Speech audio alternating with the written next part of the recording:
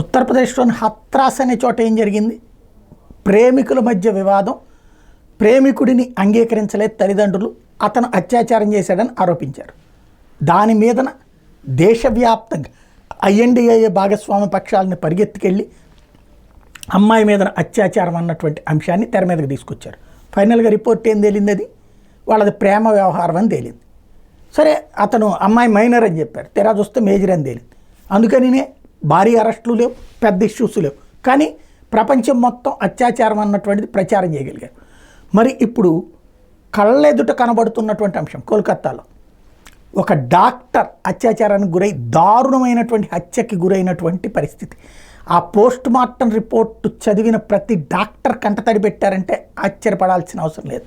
డాక్టర్లు సాధారణంగా చూసి అన్నీ విని చూసి అలవాటు పడిపోతుంటారు. అట్లాంటి వాళ్ళు ఉలిక్కి పడ్డటువంటి ఒక క్రైమ్.